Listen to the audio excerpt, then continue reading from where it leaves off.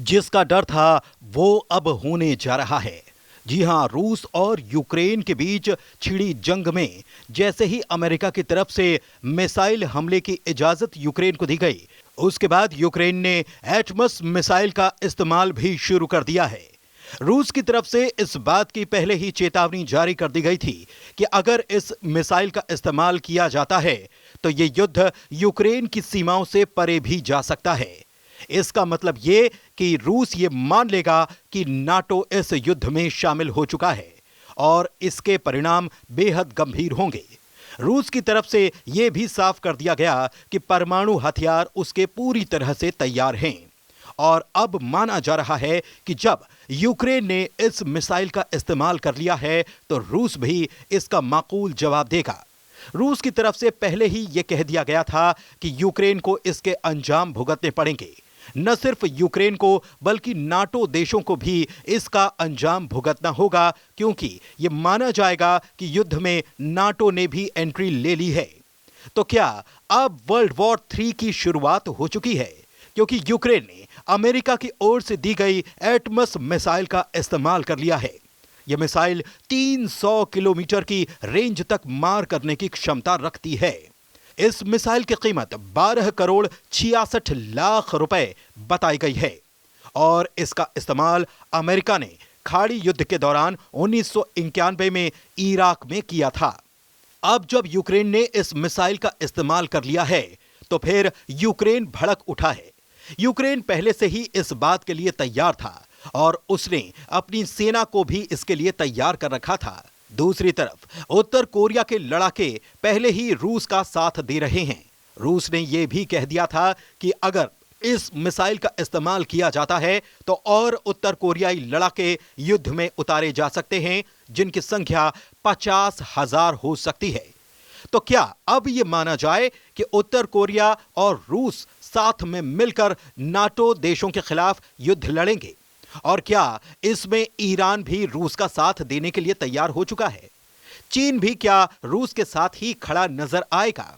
हालात तो यही कुछ बन रहे हैं। क्रिंग्स की बात हो रही थी। क्रिंग्स यानी कि चाइना, रशिया, ईरान और नॉर्थ कोरिया, ये 4 देश क्या अब नाटो से लोहा लेने जा रहे हैं?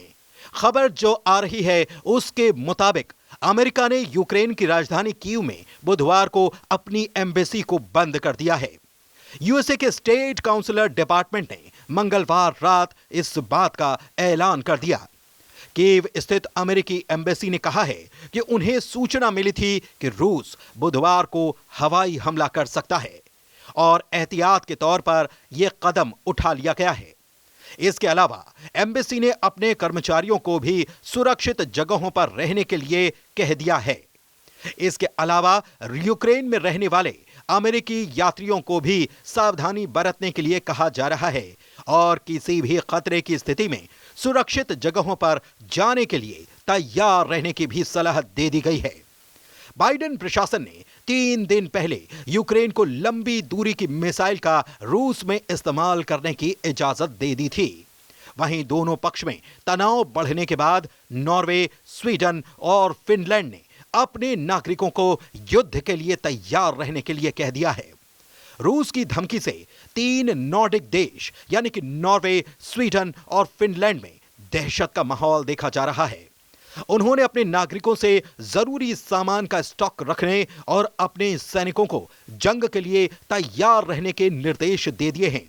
यह बताने के लिए काफी है कि कैसे अब इस युद्ध का दायरा बढ़ता ही जा रहा है और क्या जैसे कि 3 देश अपनी तैयारियां कर रहे हैं तो ये 3 देश भी इस युद्ध में उतरने वाले हैं। नाटो के संस्थापक देशों में से एक नॉर्वे की 195 किलोमीटर की सीमा रूस से लगी हुई है और नॉर्वे ने पर्चे बांटकर अपने नागरिकों को युद्ध को लेकर आगाह कर डाला है। वहीं स्वीडन ने भी अपने 52 लाख से ज्यादा नागरिकों को पर्चे भेज दिए हैं। उन्होंने परमाणु युद्ध के दौरान विकिरण से बचाने के लिए इस्तेमाल की जाने वाली आयोडीन की गोलियां रखने के निर्देश भी दे दिए हैं। साथ ही जरूरत पड़ने पर बंकर का इस्तेमाल करने के लिए भी कहा जा रहा है। ऐसे में यह तो साफ हो गया है कि जो कदम यूक्रेन की तरफ से उठाया गया है, उसके बाद रूस तमतमाया हुआ है और हो सकता है कि वो जवाबी हमला परमाणु हमले के रूप में करते। और ऐसे में अगर परमाणु हमला होता है तो जाहिर सी बात है कि युद्ध की स्थिति और भयावह हो सकती है।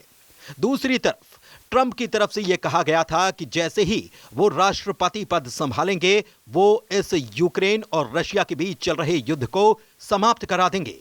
लेकिन जिस तरीके से बाइडेन प्रशासन ने यूक्रेन को लंबी दूरी की मिसाइल का इस्तेमाल करने की इजाजत दी है, उसके बाद ट्रंप भी बौखलाए हुए हैं।